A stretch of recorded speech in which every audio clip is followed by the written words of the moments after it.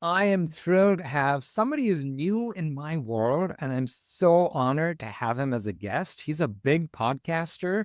And by the way, my definition of big podcaster is somebody who's big enough that they have advertisers. So over to Dov Baron. Welcome, my friend. Bobby, it's such a pleasure and honor, mate. I really am grateful to be here. I'm looking forward to having you on my show. Our conversations are always so interesting because I think very simply because my language, we give a shit, right? It's not just about the bottom line. It's about the most important line, which is our people. So tell the world where in the world you are, where you're residing right now, and a bit about what makes you tick, your secret ingredient, your special sauce. Well, I was born in the UK 150 years ago. I've been gone for a very long time. From there, I left when I was 21. I traveled the world to study with different teachers and different masters from a whole variety of things. I'm a polymath. I study quantum physics, neuroscience, psychology, geopolitics, and a bunch of other things that we don't need to go into. And through all that, I formed what's called the emotional source code. It's where the intersection of quantum physics, metaphysics, and psychology come together to understand what drives human beings to meaning and how we form meaning under pressure, and that creates an identity. And oftentimes, those identities are extremely limiting. And if we don't deal with them, they start isolating us and polarizing us. And we need to bring people together, have them have a sense of belonging rather than, quote, fitting in. So that us humans, we're Making machines.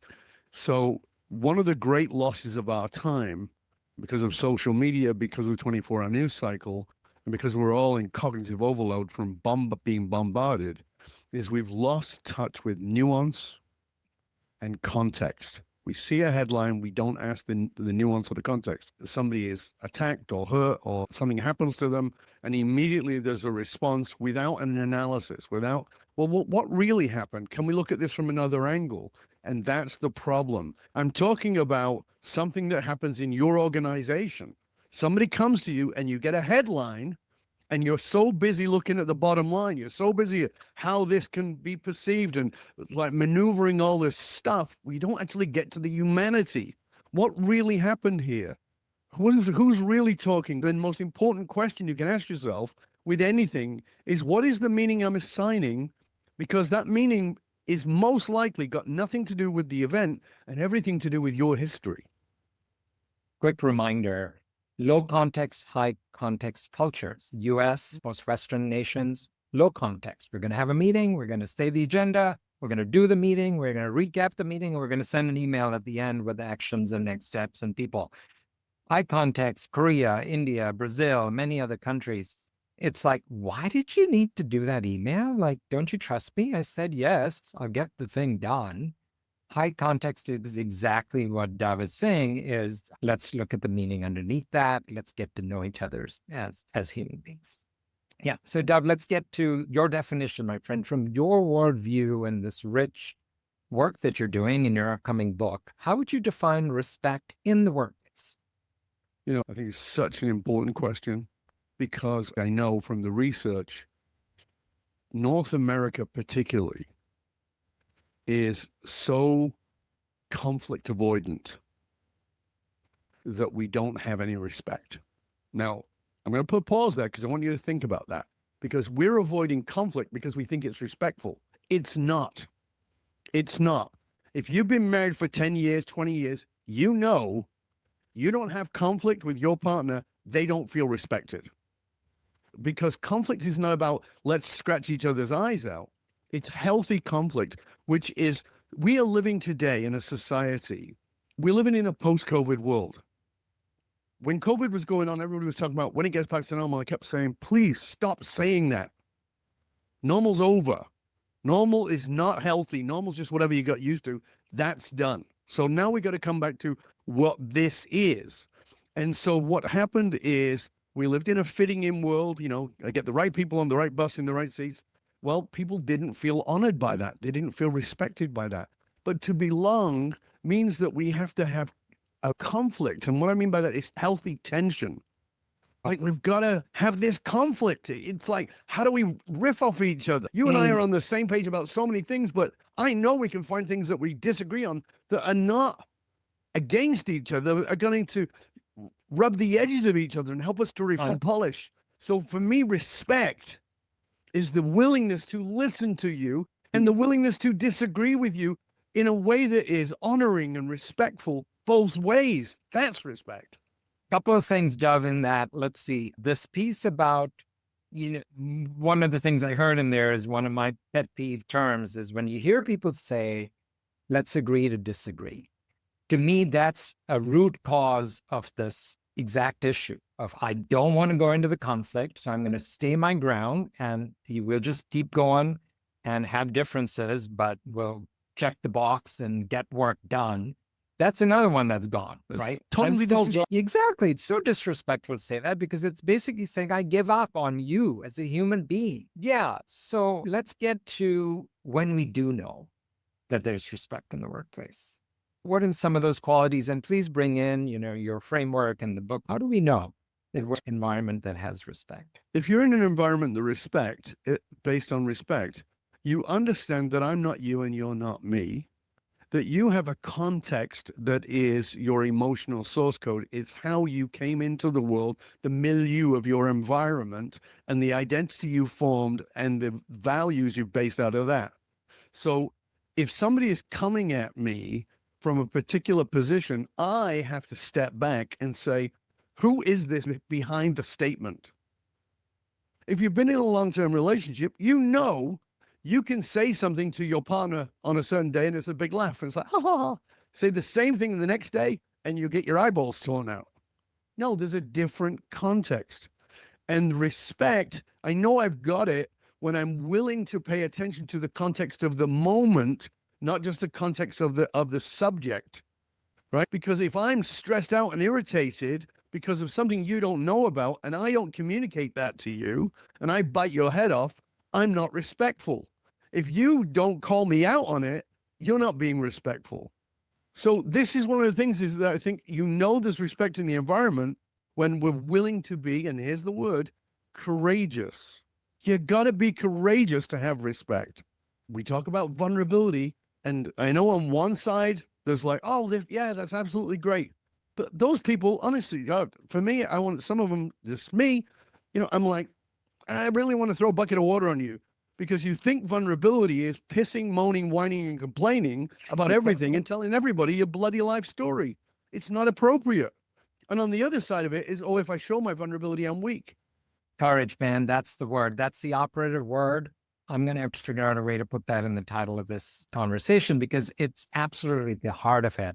And the other thing that just occurred to me, back to your point about moving in the speed of how we move and the quick judgments we make around courage is like we quickly put people in camps, right? But even that, I'm challenging myself with courage, Dov, to say, Bobby, don't be lazy. Because even that can be, oh yeah, I love something about Dov and that's why I want him on and stuff. But we're not the same people. And so can I take the patience? And that's why the word spaciousness and the respect framework is about Dov's point about vulnerability. I think the trap we're falling in is quick words, quick memes, quick hashtags that keep us from actually being courageous to having those deeper conversations. So you just said the word deeper. Yeah. This is the key. Are you willing to have depth with a person? Are you willing to go there? Are you willing to ask the uncomfortable questions? We fall in love with them, but we don't know them. And if you don't believe me, think about romantic relationships. You've met someone, you've gotten head over heels, and you've gone, oh my God, this is a disaster. We have that. That's a part of our neuroscience. We're supposed to do that. But now let's get deeper. Let's find out, who are you? What matters to you? What wakes you up in the morning? What keeps you up at night? What is the things that bother you? What is it that you want to change in this world? And how can you do it through whatever you do? I know that you're a bookkeeper, but how can that be used to change the world? Well, it can't. But what if it can? It's not all on the big guys. It's on us, human beings. And that's only by finding out our hearts connect, not the bloody color of our hats. What's the ingredients of our heart and our soul and our identity and our meaning that matters. What is this that I want to heal in the world? And just to help you with it, it's very simple. You want to know what you're supposed to heal in the world? It's the thing you want. Whatever it is you didn't get enough of, whatever it is you crave at night, find a way to give that to the world and you will heal it in yourself. The thing that has really hit me without any prep, the word love has shown up with some of the most senior people I've interviewed here. Just about every C-level CEO, CHRO that's been here opens their introduction with a love introduction rather than their title and company. And so let's connect that with courage as we start to wrap up here, that I think it takes courage to just own that, right? And so many people have said this topic of respect, because I'm keeping sort of the guardrails on it being in the workplace. Just about every speaker has said, it's life. We're human. So the other hope I have for us is, especially in this age of AI, and as we're actually, what an opportunity. I think we're in an amazing opportunity to show up even more effing lovingly human, right? It's like, if we're feeling fear about the competition of the things it's going to do, and yeah, there's some people, even Elon Musk is saying, hey, it's going to free up humans to do what they do well. Most humans don't know that gift that you're talking about. That's uniquely your purpose. Say more about that. Tell us more about your book, and then let's get your top tips on how to have more respectful workplace. The ingredients of it are, in order to have curiosity, I have to have courage. And in order to have courage, courage leads me to love. So courage plus curiosity equals love. Courage plus curiosity equals love. Yes. Now, love is not romantic, but it's also not soft. It's the toughest thing in the world. In the age of AI, those of us who have mastered soft skills will be at a premium. Humanity, the humanity of us. We all want to pass off the nonsense we don't want to do to the AI. That's important. But let's have the respect for each other, to love each other, to be courageous with each other, to understand and get to know each other, because that's the humanity. That's what will really matter. And it's the human interactions that are going to get to these things. We're entering a stage where you're going to have AI doing all the other stuff. And then we're going to enter something called, and this is important, egonomics. Egonomics is what I want for me. Right? So I want you to pay attention to me, and I want you to explain to me from my point of view and understand me. And so if you don't have that with the people you're working with, the people you're creating with, the people you're innovating with, the people you're changing the world with, you don't have any respect at the deep level. Oof, I love that, Dov. And you've just completely reframed the negative connotation of ego, that, hey, it serves a purpose. It keeps us safe, right? And let me connect that with one of my other favorite data points is from Oprah, her last episode, when she shared her wisdom of 30,000 interviews on that stage for 45 minutes and said the number one thing she learned was validation. Every single guest wanted to know, do you see me? Do you hear me? Does what I say matter to you? So that really ties with this term you've come up with. So let's close, my friend. What are your parting wisdom and tips? And do a shout out for your books so we know to look out for it.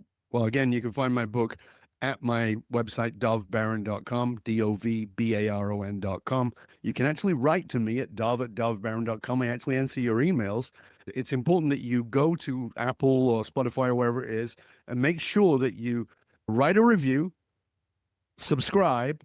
This is important. It tells the algorithm this is important because Bobby's put all this effort in, and you should do that. And here's the other thing. Write what you got out of the show. And you can write to me and you can write to Bobby. Tell us what you got out of it. And more importantly, what are you going to do with it? Because if you want to really understand respect, it's not a mindset. It's a mindset plus an action. If you don't have the action, who gives a poop? It doesn't matter. So do it. So the first action is go there, rate, review, subscribe. Number one. Then let us know what you got out of it and what you are going to do with it.